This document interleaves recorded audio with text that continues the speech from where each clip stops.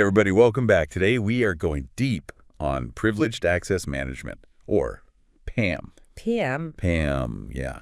We got this awesome guide called A Step-by-Step Guide to Your Privileged Access Management Journey. Yeah. So by the end of this deep dive, you will know all about how to implement PAM successfully. Yeah. Whether you're working on a project right now or just kind of curious about cybersecurity, this is for you. It's an interesting area for sure. It's really about more than just tech. Yeah. It's about people and processes too, like really knowing who has access to your most sensitive data. Exactly. And the guide starts out talking about this analysis and awareness phase. Okay. Like, you have to know where you are before you start making changes. Right. It's like checking your pantry before you go to the store. I like that. You got to see what you have, what you need, and what's expired. Exactly. And that's what that first milestone is all about. Okay. It's called gap analysis. And you compare your current security practices to like industry standards. Yeah. Are you using multi-factor authentication everywhere it's needed?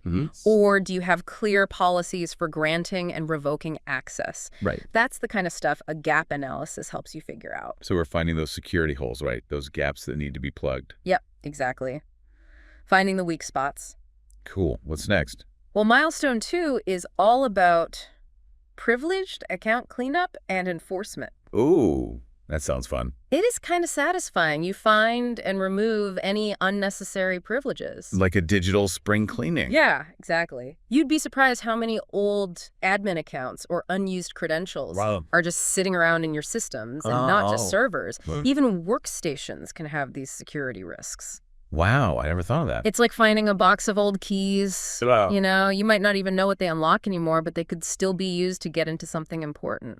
And I bet just removing those extra keys or privileges makes things way more secure. Oh, absolutely. It minimizes the chances of somebody actually exploiting them. Makes sense. So we've plugged those gaps and cleaned things up. Right. What else is there? Well, this is the one people often miss. Okay. Milestone 3 is all about user training. Uh-huh. It's not enough to just have the right tech in place. Yeah. You got to empower your people, too. Okay, I see that. Make them part of the security solution. Speaking of that, I almost fell for a phishing scam once. Really? Yeah, it looked so real. Yeah. But something felt off, so I did some digging, and wow. It was totally fake. Glad you caught it. Me too. Yeah. Who knows what could happen? Yeah, that's a perfect example of why training is so important. It teaches people to spot those red flags, to question suspicious emails, to use strong passwords. Right. It makes security part of everyone's day-to-day. Not just something the IT folks handle. Exactly. Okay, we've analyzed what we have, cleaned up old accounts and trained our users. Yep. So now what? Now we move into the process definition and product evaluation phase. Okay. This is where we actually start putting things into action. Right. We got to figure out how to actually implement a PAM solution.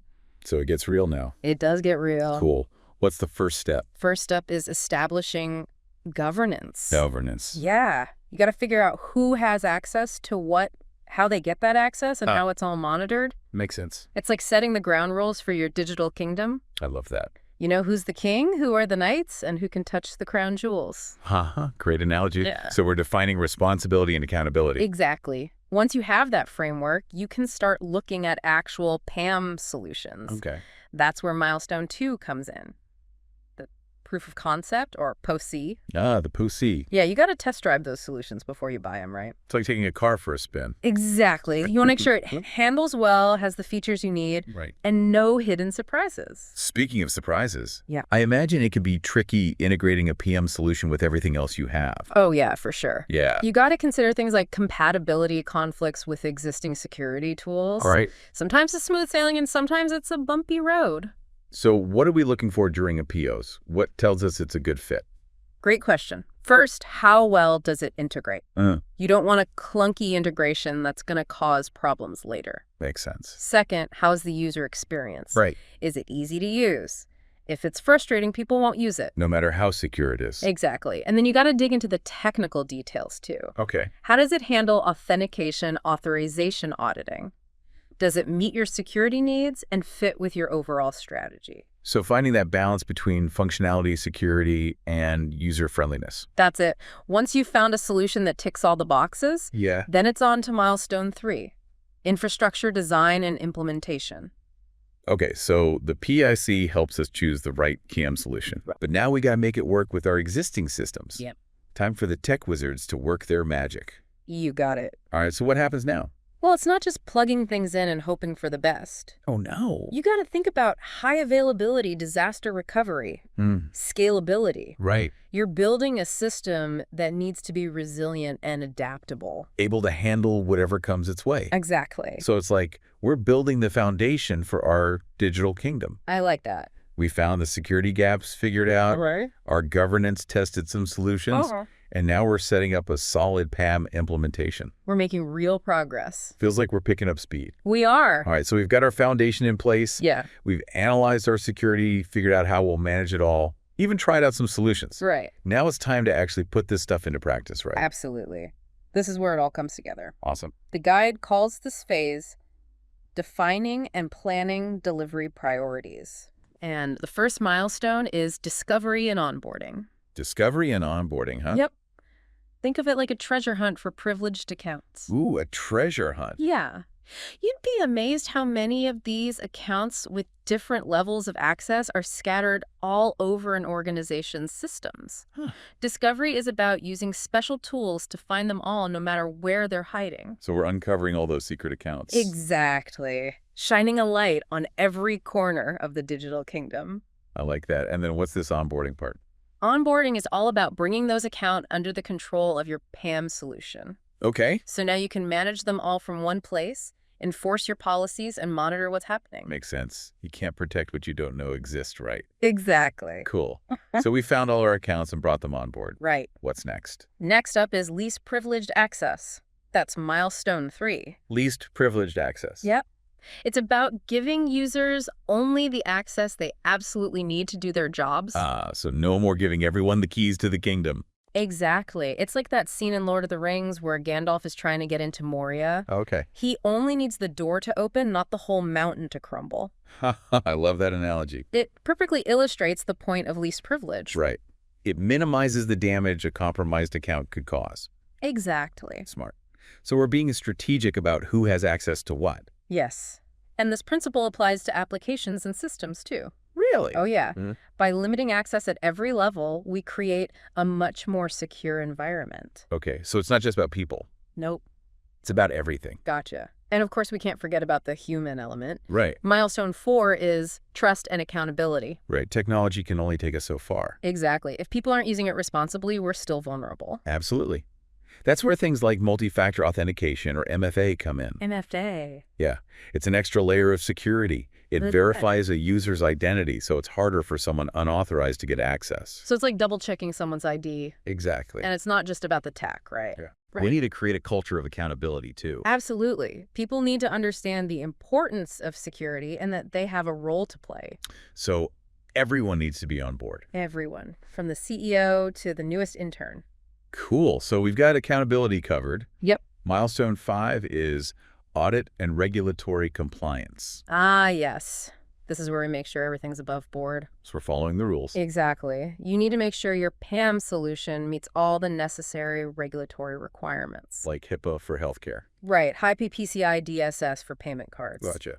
And you need strong audit trails that track every action someone takes with privileged access. So we can see who did what, when, and where. Exactly. It provides evidence that you're doing things right and helps you identify anything suspicious.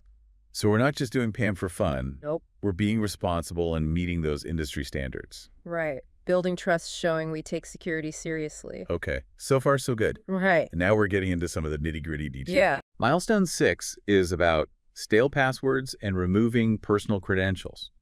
And milestone 7 is eliminating embedded credentials. Yeah. These seem like easy-to-miss problems that could cause big trouble. Oh, for sure. Stale passwords are like leaving your front door unlocked.